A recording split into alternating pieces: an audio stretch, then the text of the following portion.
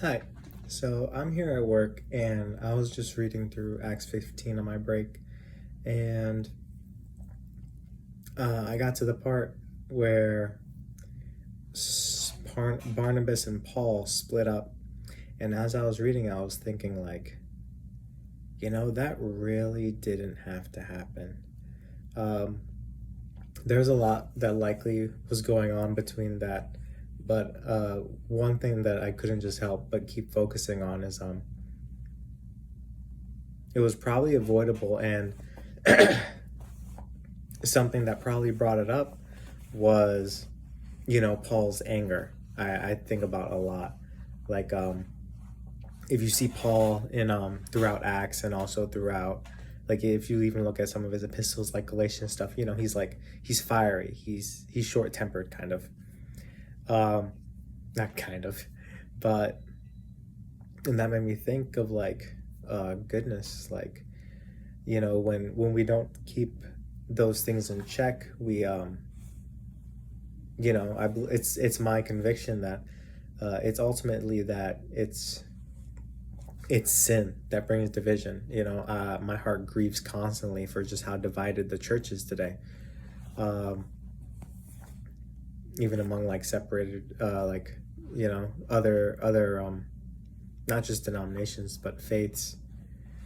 um, and I was thinking, like, that early ministerial division was probably brought on by Paul's sinfulness, and that was kind of sad, but it also gave me a good hope, because it makes me think that, in spite of our sinfulness, God can still use us and still work through us. um, and God is still working with us. Paul writes in Philippians how he knows that, Christ Jesus will continue to work with us until we're perfected, essentially. I'm forgetting the verse. I think it's 1:6, but it's nice to know that that's true. I read Paul in Galatians or in Acts. The Jerusalem Council was like it was before Galatians, so probably around 50 BC, maybe late 40s. Galatians was written late 40s. Then Paul and Barnabas split around 52, because that's when Paul goes on his ministry trip. And it's heartbreaking to see that. But then we get, like, the pastoral epistles, like we see Paul when he's in and just to mention, like, in Galatians, he calls Barnabas a hypocrite. But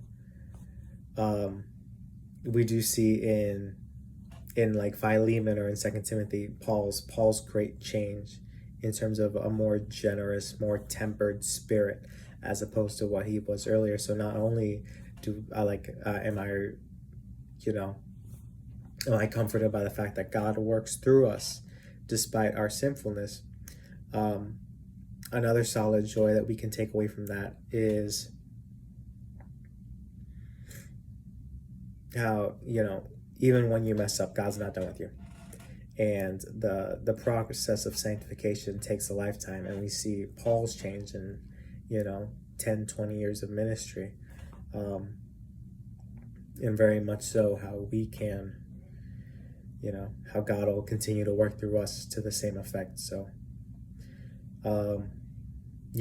have heart in that. Let's all have hope in that, and let's have a joy and a gratefulness in what not only has God done for us, but what he continues to do through us despite our flaws, and what he's ultimately bringing us to, which we all know is to be a more fuller, more better picture of who Christ is. I looked through Colossians, Philemon, Second Timothy, where there, Paul calls Mark a brother in the faith. So I guess if that's a third thing, it's that